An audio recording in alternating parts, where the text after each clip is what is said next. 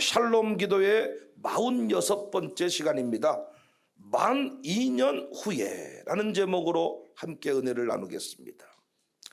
요셉의 특징은 고난 중에도 멈추어 서지 않고 계속 꿈을 향해 전진하는 사람이다. 시쳇말로 태클 거는 사람들을 원망하거나 어떤 원한을 품지 않습니다. 심지어 감옥에서도 그가 할 수 있는 모든 일을 합니다. 어떤 사람은 고난 속에서 파멸하고 슬픈 역사를 만들어가는데 요셉은 달랐습니다. 그 비결은 다름 아닌 적응하며 최선을 다하는 것이었습니다. 요셉을 제가 묵상하면서 은혜를 참 많이 받는데 적응이 습관이 된 사람이다.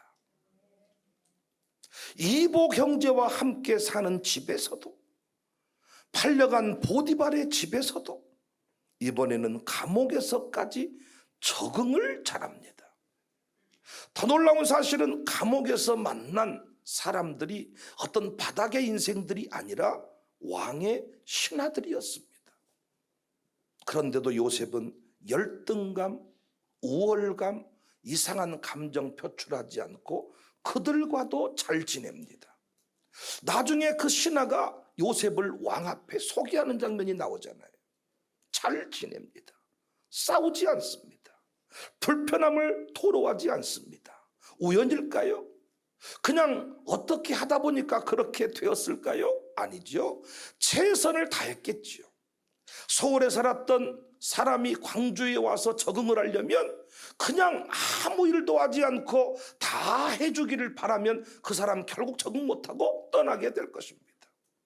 적응이 우리의 삶의 이유인데, 적응이 목표인데, 적응을 위해서 우리는 최선을 다해야 합니다. 요셉은 감옥에 들어가자마자 어떻게 적응했을까? 본문을 보니까 함께하는 자들의 얼굴빛까지 예민하게 살폈다고 합니다. 40장 6절에 아침에 요셉이 들어가 보니 그들에게 근심의 빛이 있는지라. 요셉은 어떤 업무가 주어져도 잘 감당했습니다. 그냥 아무것도 안 했는데 하나님이 갑자기 하늘의 능력을 싹 부어줘가지고 그냥 깜빵 총무 역할을 순식간에 싹 감당하고 능력이 착 부어져가지고 요셉 그냥 보디발의 그 총무집의 일을 착 감당하고 그랬습니까? 아니겠지요. 공부했겠지요. 그들의 문화를 이해했겠지요. 주인이 싫어하는 일이 무엇인지 파악했겠지요. 이 깜빵에서 어떻게 해야 잘 살 수 있는지를 나름대로 기도하면서 물었겠지요. 제가 보니까 우리 교회에서도 목회를 해보니까 직분자들 중에서 적응이 습관이 되지 않은 사람이 많아요. 어떤 부서에 들어가면 자기 편한 대로 환경을 바꾸려고 하지 그 환경에 순응하면서 적응하며 사는 사람이 많지 않다는 것을 제가 깨닫게 됐습니다. 목사님들도 우리 다 선배님들이시지만은 제가 목회하는 걸 가만히 보니까 자기에게 특화된 교회를 찾는 데 집중을 합니다. 어떻게 처음부터 누가 그 사람에게 다 맞춰주겠습니까? 아무도 맞춰주지 않지요. 내가 가자마자 재정권을 주세요, 인사권을 주세요, 강당권을 주세요. 여러분 같으면 주겠습니까? 누군지도 모르고 아직 파악도 안 됐는데 뭘 다 달라고 하냔 말이에요. 그랬다가 아이고 이 교회는 나랑 안 맞다, 못 가겠다, 이런 식으로 살아갈 때가 참 많습니다. 명당 찾는 인생, 나에게 특화된 자리만 요구하는 인생, 잘못된 것이지요. 하나님이 뜻과 섭리 가운데서 꿈을 이루어가는 과정 중에 사람을 붙이시고 그 자리에 있게 했는데 우리는 이런저런 핑계를 대면서 늘 도망갈 궁리만 합니다. 이 교회가 어려우면 저 교회로, 저 교회가 어려우면 또 그 교회로, 이렇게 해서 구천을 떠돌아다니듯이 신앙생활하는 분들이 참으로 많더라고요. 저는 우리 교인들한테 나와 같이 죽자 이렇게 말하지만은 하나님의 뜻과 섭리 가운데 떠나갈 수 있다고 봅니다. 내 양이 아니니까 주님이 보내라 그러면 저는 축복하면서 양복해 입히면서 광주는 좁다, 우리 헤어지더라도 축복하면서 헤어지자, 이렇게 헤어진 사람들이 많습니다. 인상 쓰면 헤어질 일이 없잖아요. 당신이 그동안에 헌신해 준 것이 너무 감사하고 나도 당신 때문에 행복했고 하나님이 서로 헤어지라고 하니까 헤어지는 것인데 서로 인상 쓰지는 말잔 말이에요. 아들 딸들끼리 다 만날 수 있는데 우리 굳이 막 서로 성질내지 말자. 얼마든지 헤어질 수 있습니다. 문제는 내가 적응하지 못해서, 부모가 적응하지 못해서 아이들이 무슨 죄입니까? 아니, 부모님이 그곳에 가서 적응을 하고 눈빛을 살피고 목사가 뭘 원하는지를 알아서 그 영적 질서를 따라 살아가려고 하지 않고 목사가 잘못됐다고 말하는데 익숙해진 사람들이. 그렇게 목사가 많이 틀렸습니까? 그 사람 말 들어보면 이 땅에 목사가 옳은 사람이 없더라고요. 다 틀렸더라고요. 저는 절대로 제가 법이다 이렇게 말하지 않아요. 저 진짜 잘못했단 말 잘합니다. 실수하면 인정합니다. 쉬운 거 아니지만은, 실수하지 않으려고 애를 썼지만은 인정합니다. 그렇지만 그 사람 말대로 모든 목사가 다 틀린 거 아닙니다. 적응이 습관이 되고 적응이 능력인데, 우리 아이들을 전학시키는데 익숙해버린 학부모들이 계시더라고요. 전학을 3번만 시켜보세요. 그 아이 부적응자 돼버립니다. 직장도 한 번 사표가 어렵지 사표 내는 것이 은사인 사람이 있더라고요. 잘못됐습니다. 우리의 은사, 우리의 능력은 적응에 있는 줄로 믿습니다. 선배들하고 어울리려면 선배들의 눈빛을 살펴야죠. 지 마음대로 하면서 선배들이 도와주기를 바라는 게 아니고 선배들로부터 사랑받기를 원하거든. 선배들이 뭘 원하는지 뭘 싫어하는지를 다 파악하고 있다가 거기에 같이 발맞춘 이런 훈련을 해야 되는데, 취특화된 형태로 모든 것이 지가 중심이야. 지가 하란 대로 해야 돼. 선생도 저기하게 맞춰야 돼. 이게 부모님이 그렇게 만들어 놓은 것이죠. 잘못됐습니다. 그런데 요셉은 적응했습니다. 우리는 무조건 하나님이 함께 하시니까 적응했다, 이게 아니죠.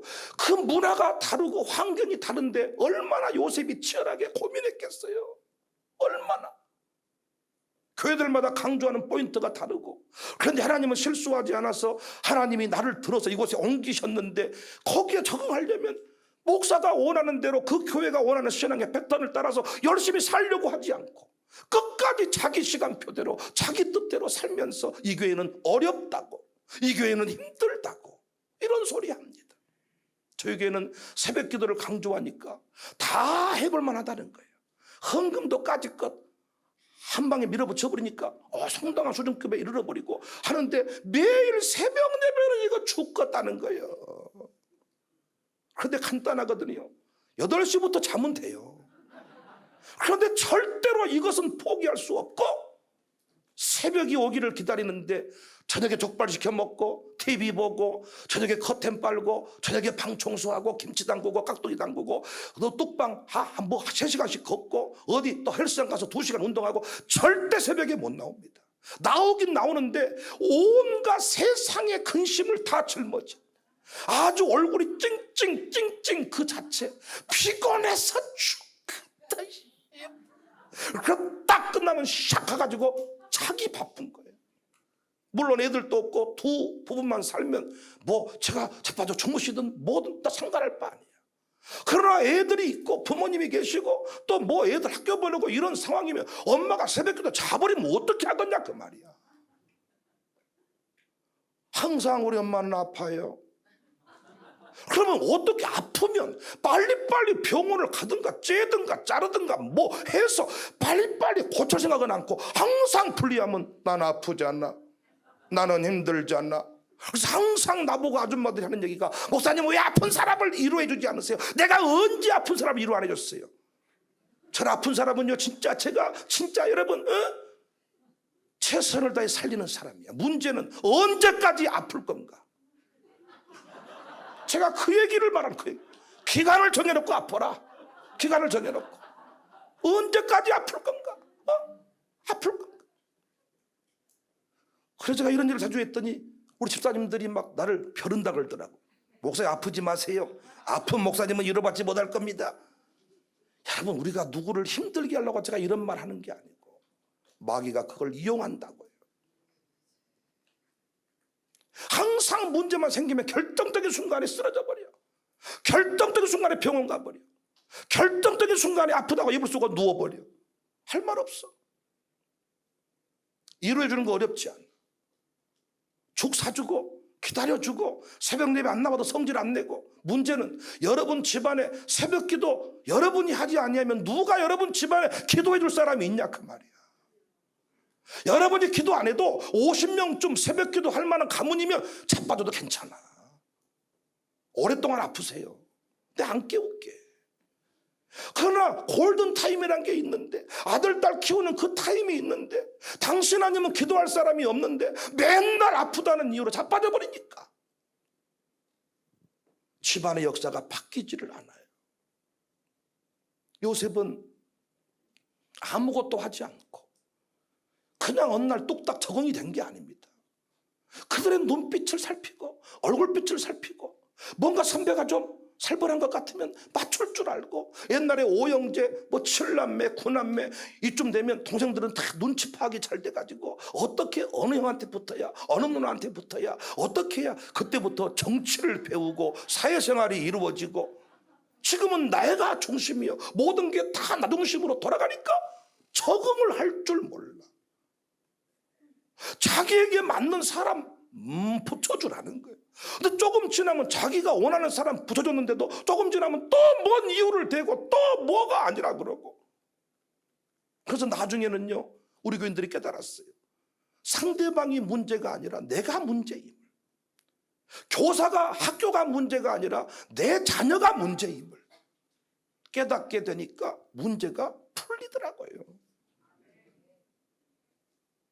어떤 업무가 주어져도 잘 감당하는 사람은 공부하는 사람이고, 어떻게든 이 업무를 감당해야 살아남을 수 있다고 믿는 사람이니까 대충 살지 않는 것이죠. 공부하는 것이죠. 창세기 39장 22절 23절을 보시면 간수장이 옥중 제수를 다 요셉의 손에 맡겼어요. 그러면 그 제수를 파악하지 않았겠습니까? 어떤 사람인지 파악해야 되지 않겠습니까? 그 재반 사무를 요셉이 처리하고 간수장은 그의 손에 맡긴 것을 무엇이든지 살펴보지 아니하였으니, 어떤 사람은요, 일을 맡겨주고 나서 그 사람이 잘했는지를 확인하는 또 다른 일을 만드는 사람이 있어요. 제가 그 사람을 월급 주고 썼는데, 사역비를 주고 세웠는데 그 사람을 또 확인해야 되는 또 다른 일꾼이 필요한 사람, 이런 사람이 있다고요. 근데 요셉은 어때요? 맡겨주신 모든 일은 더 이상 묻지 않을 만큼 완벽하게 공사를 시켜받아요. 1류 기술자와 2류, 3류의 차이는 뭡니까? 돌아볼 필요가 없이 뒷마무리가, 끝머리가 잘 되는 사람. 그런데 이게 뭔가 동네에서 그냥 살짝 이래가 돈 벌어먹는 사람은요, 뒷마무리를 안 해줘. 이럴 때면 수도꼭지를 달았는데 이 꼭지를 안 달아주고, 변기를 달았는데 물이 안 내려가고, 호수 금방 연결해 드릴게요, 연결해 주는데 6개월이 넘었어. 그런 업자를 안 만나보셨군요. 감사합니다. 진짜 그런 업자를 만나시면 환장합니다. 마지막 금방 실리콘 쏘아드릴게요. 실리콘 그거 안 쏘아줘가지고 물이 줄줄줄 새는데, 쏘아주는데 6개월 걸려. 뒷마무리가, 끝머리가. 양동시장 옷과 백화점 옷이 디자인이나 재질이 차이가 나면 얼마나 차이가 나겠습니까? 요즘에 시대가 좋아졌는데. 차이가 뭐라 그랬어요? 보풀하기 차이. 그 보풀하기를 바라보는 직원 태도의 차이. 양동시장은 보풀하기가 나오면 나이타로 꼬실라줍니다. 이렇게 하고 사세요. 그냥 이빨로 뜯어주면서 이렇게 입는 겁니다. 그러나 백화점 어떻게? 바꿔줍니다. 아, 하자가 생겼네요. 바꿔줍니다. 그 작은 문제를 바라보는 관점의 차이. 어떤 성도 한 사람이 쓰러졌고 성도에 문제가 생겼으면 그걸 좀 프로의식을 가지고 바라보는 이런 태도가 필요합니다. 대충 설렁설렁 모든 것이. 그래서 그 사람한테 일을 맡기고 나면 다시 누군가를 붙여서 관리를 또 해야 되는, 이건 결코 그리스도인의 모습이 아니죠. 요셉의 은사는 뭐냐? 적응의 은사입니다. 평생 노예한 사람처럼 노예 생활을 해버려. 깜빵 들어갔더니 모범수같이 살아버려. 아니, 모범수는 10년 이상 살아야 된다 그래요. 요셉이 뭐 얼마나 거기서, 근데 감옥에 들어가면 평생 죄수인 것처럼, 노예로 들어가면 평생 노예했던 것처럼, 총리를 딱 하면 평생 총리한 사람처럼 촥 적응을 하는 능력이. 무엇을 위해 기도해야 되는가? 그 왼수 같은 인간 죽여달라고 기도하는 게 아니고 적응을 위해 기도하는 것이 맞습니다. 여러분 시어머니를 위해 기도해 보시니까 시어머니가 한 방에 팍 쓰러지셔가지고 탁 돌아가시던가요? 할렐루야. 그럼 얼마나 좋아요. 근데 그분은 죽지도 않고 지금 살아계시잖아요. 우리가 할 일이 뭐예요? 적응입니다. 그 시어머니도 가슴에 품고 사랑하는 마음을 가지는 것, 이것이 기독교 신자의 모습입니다. 목사가 배기 싫어가지고 선글라스 쓰고 오고 눈 감고 있고 다리 꼬고 있고, 목사 죽기를 위해 기도했지만 죽던가요? 죽지 않고 새벽에 변함없이 나옵니다. 목사님이 다른 교회로 옮겨갔어. 그러면 거기에 목사님이 만나자마자 막 나한테 쏙쏙 맞고 남편하고도 안 맞잖아. 그런데 목사님하고 뭐 맞으면 얼마나 맞겠어요? 얼마나 안 맞지. 그러나 내가 은혜를 받고 내가 적응하겠다고 마음을 먹으면 어디든지 다 하나님 나라인 줄로 믿습니다. 다 하나님 나라. 우리 교회 또 이 자리에 참여하신 우리 공동체 샬롬 기도에 참여하신 우리 모두는 적응이 은사이기를 바랍니다. 적응을 위해 기도하시기를 바랍니다. 어떤 회사에 들어가든지 간에 그 회사에서 평생 일한 사람처럼 적응하시기를 바랍니다. 하나님께서 뜻과 섭리 가운데 그 일을 배워야 하기 때문에 그 자리에 보내신 거예요. 정사교회 부족한 자가 필요해서 보내신 거예요. 여기서 살아남아야 돼요. 적응을 해야 돼요. 열매를 맺혀야 돼요. 숨겨진 곳에서 꽃을 피워야 돼요. 우산동에 살게 하신 이유가 있을 거예요. 여기서 끝내 승리해야 돼요. 적응이 은사입니다. 적응이 능력입니다. 적응이 은혜입니다. 적응해야 꿈을 이룰 수 있습니다. 열왕기하 5장에 아람 왕의 군대 장관 나아만 얘기가 나오죠. 그는 크고 존귀한 자였습니다. 구국공신이었습니다. 큰 용사였습니다. 그런데 그에게 씻을 수 없는 아픔이 있는데 나병을 앓게 됐습니다. 열왕기하 5장 1절에 아람 왕의 군대 장관 나하만은 그의 주인 앞에서 크고 존귀한 자니 이는 여호와께서 전에 그에게 아람을 구원하게 하셨습니다. 그는 큰 용사니라. 그런데 뭐예요? 나병 환자더라. 어떻게 이 나병에서 건진받습니까? 계집종의 말을 들었습니다. 전쟁터에서 그냥 하나 죽지 않고 그냥 어떻게 따라온 그 계집종 하나, 어린 소녀 하나라고 돼 있지만 옛날 번역은 계집종 하나, 그냥 신분이 불분명한 그 작은 계집종 하나가 그 집에서 그냥 허드렛 일 해주고 그냥 심부름하며 살고 있었습니다. 그런데 그 계집종은 하나님을 알고 있었어요. 그 계집종은 선지자를 알고 있었어요. 엘리사를 알고 있었어요. 나병으로 고생하는 그 주인을 보면서 엘리사 목사님에게 가서 저거 기도받으면 하나님께서 고쳐줄 것인데 나름대로 간절한 마음을 가지고 있는데 감히 계집종이 어떻게 주인에게 가서 이렇게 하세요 저렇게 하세요 말할 수가 있겠어요? 그런데 용기를 냈나 봐요.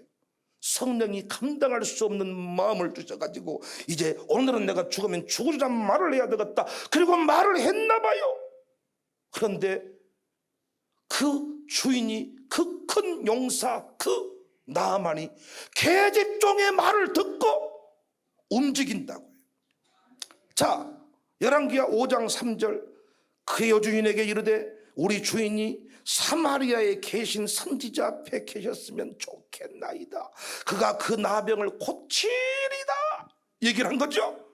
그때 열왕기하 5장 4절에 나아만이 들어가서 그 여인의 말을 듣고 부인에게 얘기했습니다. 그 계집종의 말을 듣고 주인에게 가서 내가 이스라엘 땅에 가서 엘리사를 만나고 와야 되겠습니다.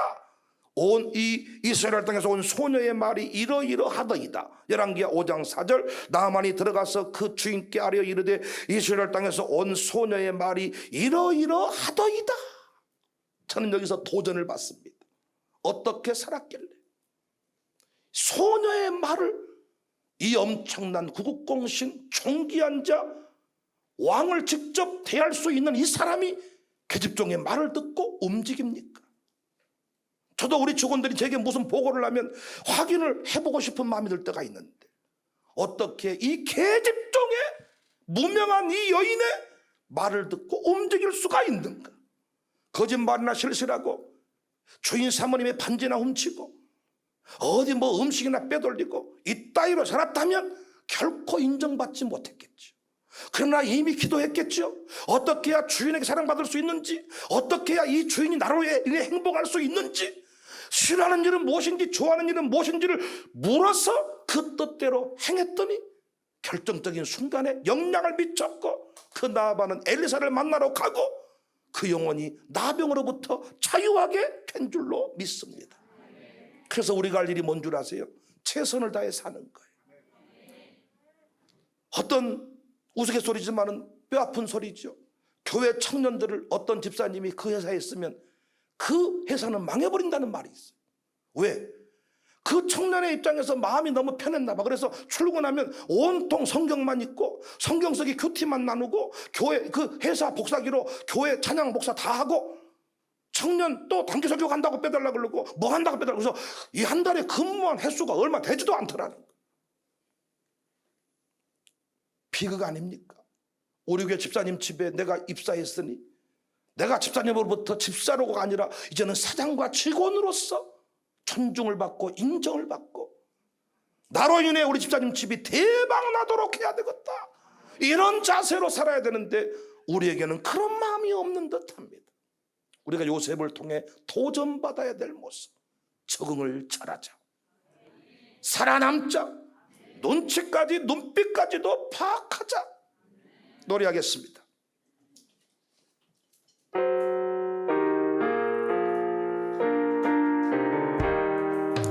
내 마음과 정성을 다하여서 주 너의 하나님을 사랑, 내 몸을 아끼고 사랑하는 형제와 이웃. 한 번 더. 내 마음과 정성을, 내 마음과 정성을 다하여서 주 너의 하나님을 사랑, 내 몸을 아끼고 사랑하는 형제와 이웃을 사랑. 주께서 우리에게 명하시니 그 명령 따라서 살아가. 널 미워해치는 원수라도 언제나 너 그렇게 살아. 널 핍박하는가, 널 핍박하는 위에서도 진실한 마음으로 몸을, 주께서 우리에게 명하시니 그 명령 따라서 살아가리. 할렐루야. 그런데 오늘 함께 은혜 받을 부분은 적응 잘하자에 있는 것이 아니고 하나님의 때를 인정하고 기다리자는 데 있습니다. 요셉은 극적으로 감옥에서 술 맡은 간원장이라는 바로의 핵심 측근을 만납니다. 우리나라로 치면 비서실장 좀 될까요? 술 맡은 간원장. 왕이 연회를 베풀고 술을 마실 때 독살의 위험이 많잖아요. 그러니까 아무에게나 그 일을 맡길 수 없습니다. 최측근을 맡깁니다. 우리 교회도 물을 떠올리는 사람 아무한테나 제가 맡기면 안 되잖아요. 내가 다 책임지고 처리하겠습니다. 독살해버리면 끝나버린 거 아닙니까? 그래서 항상 장로님 부인쯤은 돼야 물을 떠올릴 수가 있어요. 장로님 부인이 안 계시면 그 집 딸 정도는 돼야 제가 물을 마십니다. 별로 재미가 없네요. 네. 까불지 말고 아무 물이나 마셔라 이 새끼야. 네가 뭐 대통령인 줄 아냐. 놀고 자빠져 있네, 이런 표정이신데 말은 이렇게 해도 제가 다 마십니다. 네.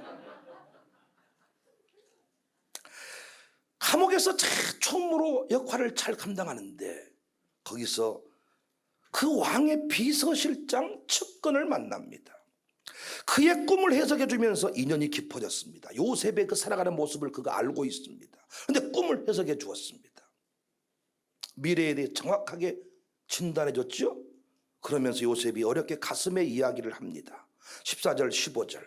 당신이 잘 되시거든 나를 생각하고 내게 은혜를 베풀어서 내 사정을 바로에게 아뢰어 이 집에서 나를 건져 주소서.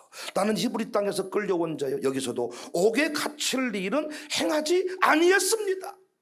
가슴의 이야기를 내가 억울한 사연으로 이 자리에 와 있습니다. 당신이 힘 있는 사람이기 때문에 왕에게 가서 이 얘기를 좀 해주셔서 나를 이곳에서 석방시켜 주십시오. 얼마든지 감옥에서 신세를 졌고 잘 섬겼으니까 그가 그렇게 하겠다고 약속을 했습니다. 그런데 참 놀랍게도 40장 23절에 술 맡은 간원장이 요셉을 기억하지 못하고 그를 잊었더라.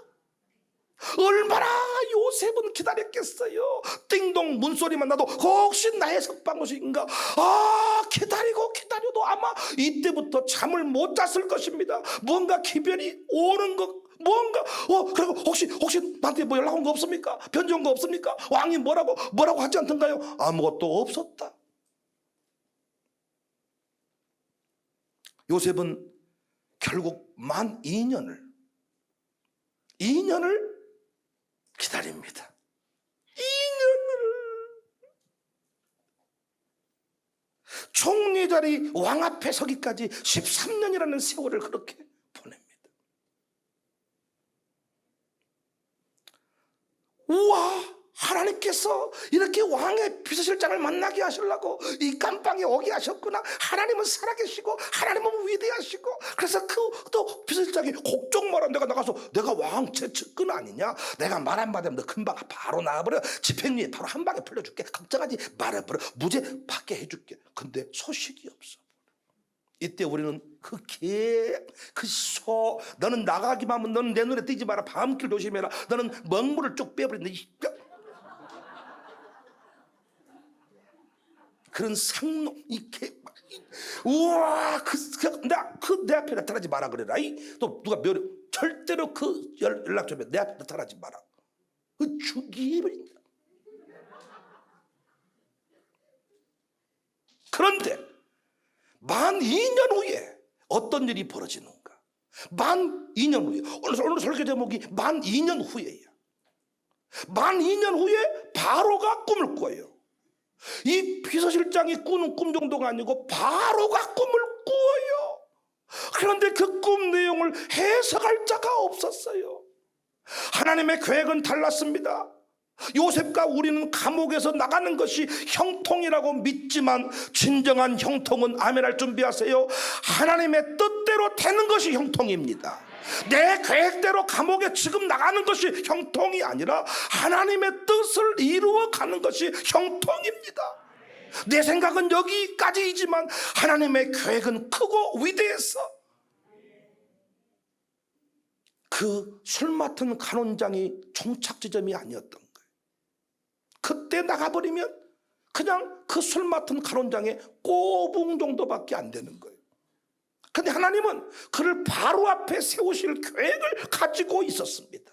사랑하는 성도님들, 목사님들, 부디 하나님의 시간표를 믿으시기를 바랍니다. 하나님의 꿈은 이루어집니다. 하나님은 살아계십니다. 하나님은 역사하십니다. 사람들에게 버림받았다고 낙심하지 않기를 바랍니다. 우리의 꿈을 이루실 분이 누구냐? 하나님이십니다. 목사님들이여 성도가 배신했다고 원망하지 마세요. 내 꿈을 이룰 자가 그 성도가 아닙니다. 내 목회를 평안케 하시려고 그 뜻을 이루시려고 떠날 자 떠나게 하시고 오게 할 자 오게 하시는 것입니다. 이걸 깨닫고 나니까 떠났다고 원망할 필요가 없더라고요. 떠난 집사 미워할 필요가 없더라고요. 고생만 했던 그분 축복해 주는 게 좋겠더라고요. 나 같은 사람 만나서 고생만 하고 떠나는 것이 안타깝고 짠하고 원망할 필요가 없더라고요. 거절당한 그 자리에서 우리가 할 일은 뭐냐? 다시 일상을 사는 것입니다. 또다시 최선을 다해 노를 젓는 것입니다. 오늘 이 하루도 행복하게 하십시오. 내게 주어진 이 하루도 내가 행복하게 기쁨으로 오늘 또 목회하기를 원합니다. 노래하겠습니다.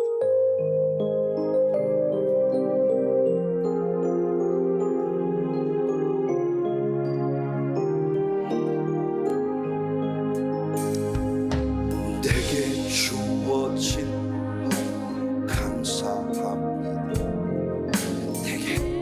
또 하루를 허락하시고 이 하루도 헛되이 보내지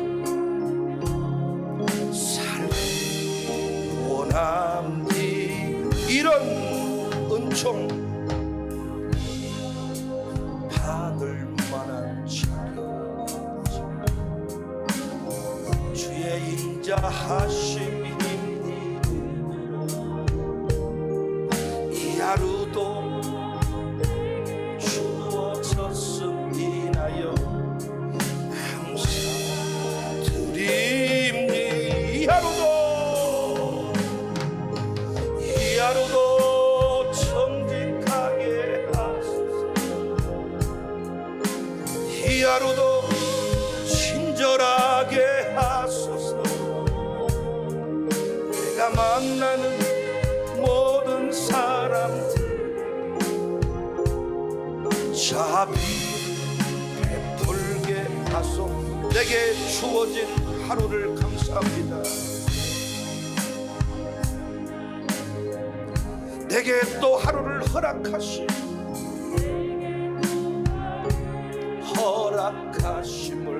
이 하루도 헛되이 보내지 않으며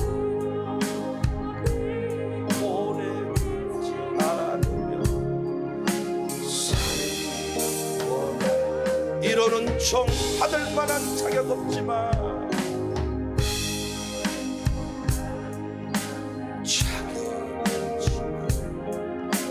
주의 인자하심 하루도 내게 주어졌음 인하여 감사드립니다. 할렐루야. 정직하게 하소서. 이 하루도 친절하게 하소서. 내가 만나는 모든 사람들에게 자비를 베풀게 하소서. 할렐루야. 요셉이 이 노래를 알았다면 이 노래를 부르면서 내가 이루는 종 받을 자격이 없지만은 내게 또 하루를 주심에 감사합니다. 내가 만나는 모든 사람들에게 친절을 베풀기 원합니다. 온유하기를 원합니다. 이곳에서 승리하기 원합니다. 하나님 영광 가리워지지 않기를 원합니다. 여러분과 제가 명심해야 될, 가슴에 새겨야 될 한 단어, 만 2년 후에. 만 2년 후에 그때 술 맡은 간원장이 요셉을 기억하고 감옥에서 빼주었더라면 바로왕 앞에서 하나님의 계획이 틀어질 수 있겠지요. 때가 되니까 드디어 하나님이 요셉을 바로 앞에 세웁니다. 바로 앞에 서서 요셉이 얼마나 당당하게 하나님의 뜻을 선포하는지는 다음 시간에 공부를 하겠습니다. 위대한 목사님 중에서 버림받은 자들이 많아요. 그 교회에서 쫓겨났어요. 그것도 설교 못한다고 쫓겨났어요. 사람들이 써주지 않아서 부목사도 못했던 사람이 많아요. 그렇다고 인생을 포기하지 않았단 말이에요. 부목사로 알아주지 않는 그 목사님을 죽여버릴 것이야. 내가 반드시 승리해서 네 앞에 나타날 것이야. 이게 아니고 내게 주어진 이 길을 나는 부목사 하라는 하나님의 뜻이 아닌가 보다. 나는 대형교회 부목사가 아닌가 보다. 나는 단독하라는 사인인가 보다. 그러면서 내게 주어진 그 길을 기다려 걸어간 것입니다. 만 2년 후에 새 역사가 시작이 되었습니다. 여러 차례 간증했지만 내 친구 장중앙교회 우리 이준호 목사, 그 친구가 평영으로 내려오게 된 이유는 우리 교회 신용원 목사님, 협동 목사님이 개척하셨습니다. 이름이 있었지만은 다 사라져버리고 교회에서 폐쇄하려고 하는 교회, 이름만 있는 교회 목사 안수 받고 내려가서 내가 이 교회를 한번 살려보겠습니다. 그래서 우리 현아준 사모님하고 두 분께서 땅 사고 예배당 건축을 멋지게. 그런데 평양에 있는 주일학생을 전도해 보니까 우리는 주일학교 재미없는 곳으로 안 갈 거예요. 우리 큰 주일학교로 갈 거예요. 목사님 열받아가지고 본인이 직접 냇가에서 돌을 가져다가 정원도 만들고 나무도 심고 주일학생이 찾아오는 교회를 만들고야 말리라. 나중에 알고 봤더니 이준호 목사가 다 잘라붙다 그러더라고요. 심어놓은 나무 잘라버리고 연못을 만들어놨는데 자꾸 물이 새가지고 물을 덮어버리고 했다 그러더라고요. 신정호 목사님한테 말씀드리지 마라 그랬는데 제가 이제 장흥으로 갔으니까 말씀을 드립니다. 근데 그 신목사님 은퇴하시면서 우리 교회 후임자 좀 알아봐 주소. 어떤 사람 원하십니까? 교육학 박사를 보내주소. 아니 시골에 교육학 박사가 어떡해. 내가 기도했네. 그러고 지나갔어. 그런데 또 만나면 후임자 알아보고 있는가? 아 진짜입니까? 내가 거짓말하는 거 맞는가? 은퇴할 때가 돼가지고 혹시 지금 은퇴하시면서 뭐 바라시는 거 뭐 이렇게 뭐 은퇴금 뭐 이런 거 좀 생각하십니까? 이 사람이 나를 뭘로 보고 한 소린가? 교육학 박사면 되네. 그런데 교육학을 나랑 공부하고 있었던 이준호 목사 옆에 있던 그 친구. 그런데 그 친구는 당시에 교육학 박사가 아니었으니까 그때 마치 제 옆에 또 교육학 박사 부목사다가 잘리고 어디 갈 데가 없으셔가지고 헤매고 있는 한 분이 계셨어요. 아 그분을 위한 사인인갑다. 그리고 그분한테 내가 기쁨으로 물어봤더니 나는 시골은 안 갑니다 그러더라고. 그런데 이준호 목사한테 내가 이제 강제적으로 이런 교회가 있는데 혹시 와볼랑고 그랬더니 기도해 보겠다. 근데 주님이 그곳으로 가라고 하시니 가려고 합니다. 평양 내려왔어요. 그리고 제가 하는 모든 컨퍼런스마다 목사님 나는 목사님이 하는 모든 일을 내가 지지하고 후원하고, 그래서 제가 하는 컨퍼런스, 내일도 컨퍼런스 하는데 28차 컨퍼런스 하는데 지금 장중앙교회 담임 목사 됐는데 25명 데리고 오겠다. 장로님부터 권사님들 다 데리고 내가 목사님 갑니다. 뭐 서울에 하면 서울로 왔고 그렇게 했던 친구인데 평양에서 열심히 걔들하고 목회하고 있어. 걔를 통해서 기독교육을 멈춤 교육. 이놈의 새끼 멈췄다 이러면 야 딱 멈추고, 너 이런 식으로 하면 먹을 것을 안 줘버릴 거야. 그럼 딱 걔가 말 잘 듣고. 그런데 자기 친구 목사가 평양에 내려왔는데 얘가 엉망진창이더라는 거야. 통제를 못 해가지고. 그래서 자기가 친구 목사를 계장 앞으로 데리고 갔대. 걔도 책망을 하고 가르치면 순종을 합니다. 걔가 멍멍지니까 너 이놈의 새끼 탁 이러니까 더 이상 말을 안 했대. 뭐 당신 자식을 가르치십시오 이런 말도 안 했대. 걔도 책망하고 가르치면 통제가 이루어집니다. 당신 새끼 이게 뭡니까? 한마디로 끝내버렸다는. 걔한테 설교하고 걔한테 기독교육을 실현하고, 그리고 매주 금요일날 기도회를 하는데 사람들이 오지를 않아. 한두 명 오시다가 왔다가 안 왔다가. 그래서 그 딸들하고 예배를 드리면서 아무도 찾지 않는 뭐 그곳에서 예배했다든가 뭐 그 노래 있잖아요. 아무도 없는 그곳에서 나는 주님을 예배하리라. 그 노래를 부르면서 변함없이 예배. 때로는 또 오늘은 사람이 안 하니까 기도회 안 해버릴까? 그러면 딱 사모님이 하나님이 보고 계십니다. 딱 이래가지고 하여튼 또 기도회를 멈출 수 없이 그렇게 기도를 하고 있는데 갑자기 목포 쪽에서 헌신 예배 오라고 하더니 큰 교회에서 청빙 얘기를 하더라는 거예요. 근데 가서 딱 보니까 당신 본인이 설교 준비도 안 돼가지고 자기가 안 가겠다 그랬대. 난 안 갑니다. 못 가겠습니다. 깜짝 놀랐어. 막 정치적인 힘을 빌어서 막 넣어달라고 하는데 난 안 가겠습니다. 그러고 있는데 광주의 또 모 교회에서 갑자기 청빙 얘기가 나온 거야. 코로나 시국에. 그래서 막 소리를 내는데 온갖 소리를 다 요구하더라는 거예요. 뭐 10년 비전, 5년 비전, 뭐 막 그 소리만 들다가 죽어버린 줄 알았다. 근데 엄청나게 소리를 만들어서 제출하게 해놓고는 떨어뜨려버린 거예요. 탈락. 엄청 시대에 빠지고 서로 막 하나님 살아계시면 이런다냐, 뭐 우리가 이렇게 할 법도 한데 하나님께서 보낼 만한 자를 보내시고 하나님이 뜻이 있으실 것입니다. 그러면서 나는 평양에서 또 강아지 데리고 기독교 교육을 나는 또 실천하고 목사님이 하는 일 열심히 돕고 그렇게 기쁨으로 살겠습니다. 그러더니 갑자기 장중앙교회 목사님께서 미국으로 청명받으셔가지고 예배당 건축을 뭐 100억 넘게 들여서 기가 막히게 죽을 똥 살똥 예배당 건축을 딱 마쳤는데 미국에서 오시라 그러니까 미국 가겠다는 거예요. 예배당 건축해놓고 목사님 모셔야 되는데 갑자기 이준호 목사님 이름이 거론이 됐어. 그런데 장중학교 서류를 내라고 하니까 광주에서 그 교회에서 서류 내라고 한 것들 있잖아요. 그거 준비해놓은 거 3분의 1 한 기퉁이만 내도 끝나버리더라는 거예요. 그 서류를 탁 내고 설교 준비를 했더니 너무나도 이번에는 여유롭고 당당하게 그래서 우수한 성적으로 담임 목사님이 되셨어요. 제가 그 교회들을 다 아는데 1번 교회, 2번 교회에서 청빙이 됐으면 이준호 목사님은 불행이에요. 그리고 못한 뒤 병영에서 떠났는가, 그것이 행복했지. 옛날이여 할 수 있어. 그런데 하나님은 정확하게 1번, 2번 때 미끄러지게 하면서 그 대형교회에 대해서 비전 맵을 다시 그리게 한 거야.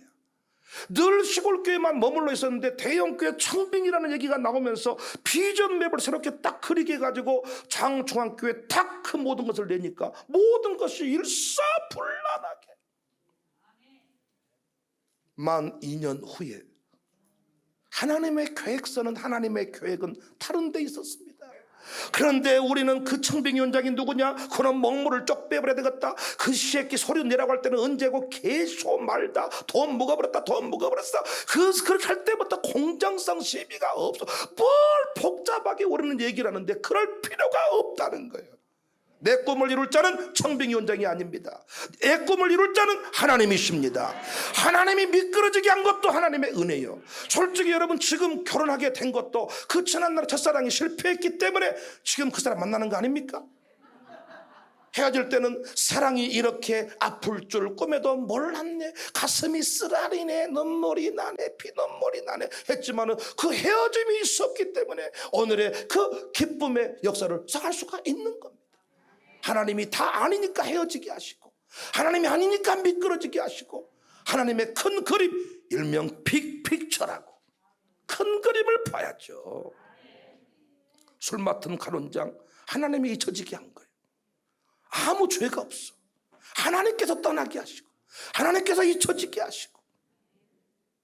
저도 개척하고 싶어서 개척 얘기를 했더니 목사님이 하지 마세요. 너는 개척하면 우울증 걸린다. 하지 마라. 했으면 어쩔 뻔했습니까? 돈만 날릴 뻔했습니다. 안 하고 있었더니 이렇게 멋진 교회에 청빙이 들어왔어. 지금도 사람들이 35살에 담임 목사가 됐다고 하면 놀래고, 지금 나이가 몇 살이냐고 묻지 마세요. 내 나이 묻지를 마세요. 목회하기 딱 좋은 나이니까 묻지를 마세요.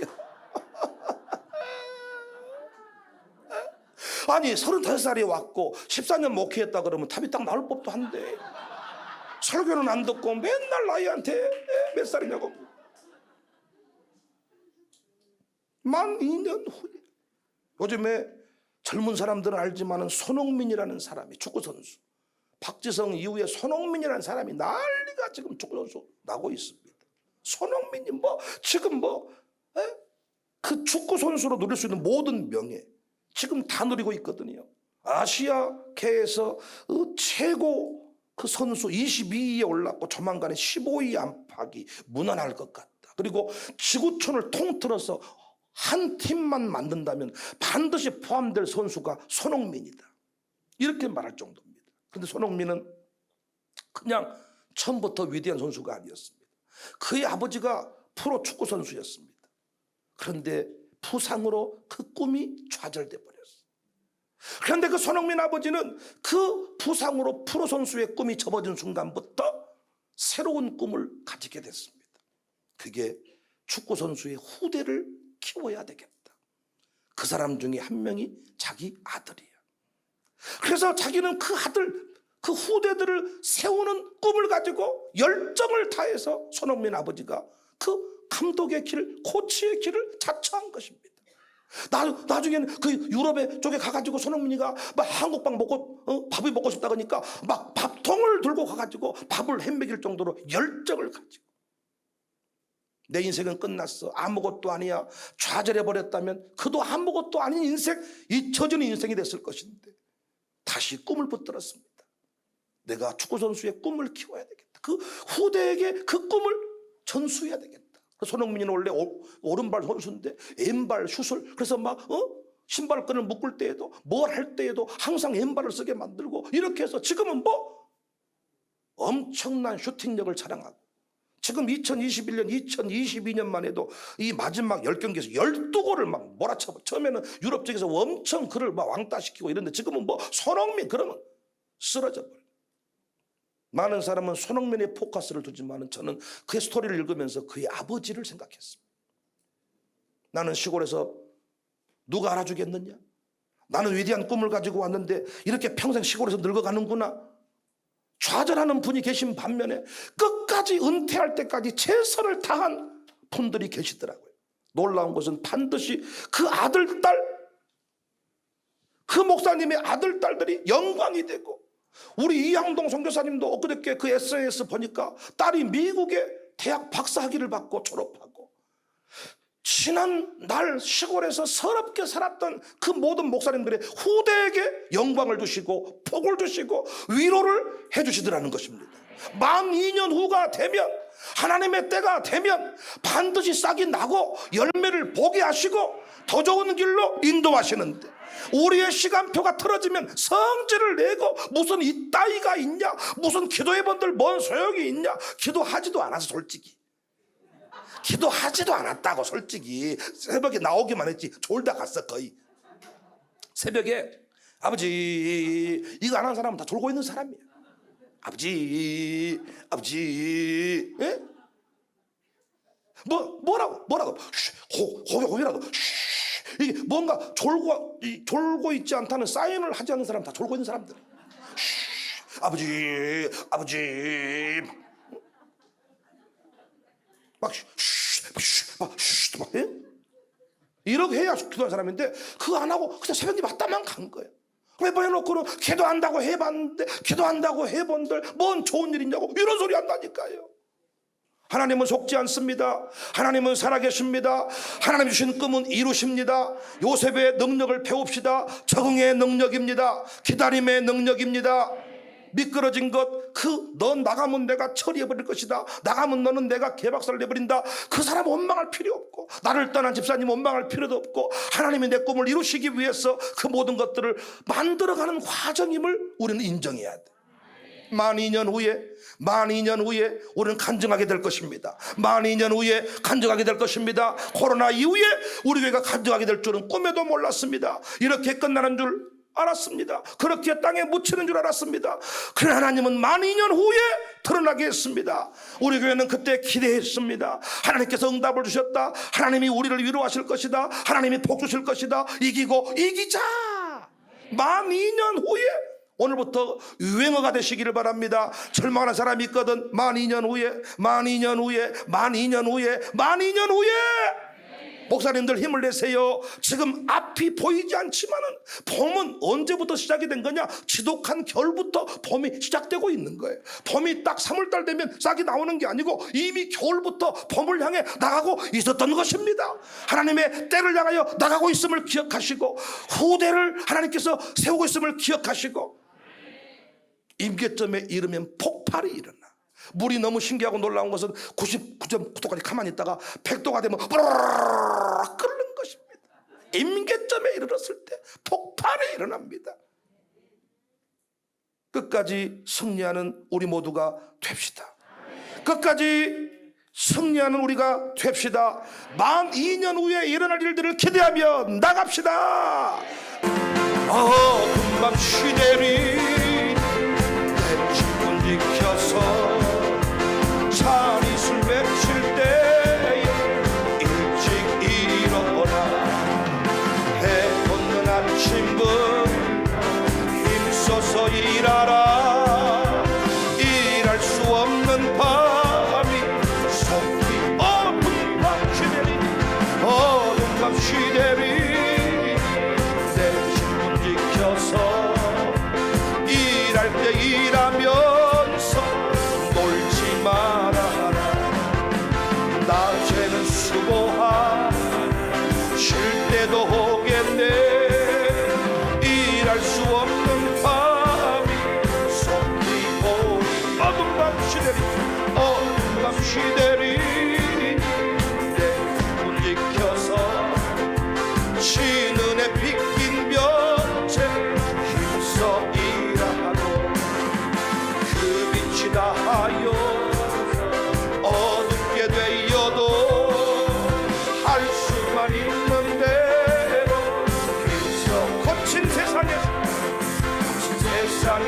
실패하고 그 손못자국만 쳐라. 오랜 일을 하다가 힘을 얻으니 그 손못자국만 쳐라. 그 손못자국만 쳐라. 그 손못자국만. 주가 널 지킵니다. 인도하시니 그 손못자국만 쳐라. 내가 어둠 속을 걸어갈 때에 그 손못자국만 쳐라. 시각 잡혀가들 내게 주시니 그 손못자국만 쳐라. 그 손못자국만 쳐라. 그 손못자국만 쳐라. 주가 너희 인도하시니 그 손못자국만 쳐라. 내가 부활의 길 따라가려면 그 손못자국만 쳐라. 내가 주 안에서 길이 살리네 그 손못자국만 쳐라. 그 손못자국만 쳐라. 그 손못자국만 쳐. 주님이 인도하시니 그 손못자국만 쳐라. 죄악의 짐 무거울 때에 그 손못자국만 쳐라. 마음문 열고서 주를 모셔라. 그 손못자국만 쳐라. 그 손못자국만 쳐라. 그 손못자국만 쳐라. 주가 널 지키며 인도하시니 그 손 어둠 밤 시대리니 어둠 밤 시대리니 내 집 지켜서 샤릿을 외칠 때에 일찍 일어나 해 없는 아침부터 힘써서 일하라. 일할 수 없는 밤이 속히 오리. 어둠 밤 시내리 내 집문 지켜서 일할 때 일하면서 놀지 말아라. 낮에는 수고하라. 쉴 때도 오겠네. 일할 수 없는 밤이 속히 거친 세상에서 실패하던 그 손못자국만 쳐라. 고된 일 하다가 힘을 얻으니 그 손못자국만 칩시다. 그 손못자국만 쳐라. 주님이 우리를 지켜주십니다. 온수막이 역사에 넘어가지 마세요. 내가 어둠 속을 걸어갈 때에 주님이 참 평화를 주십니다. 내게 그 손못자국만 쳐라. 그 손못자국 우리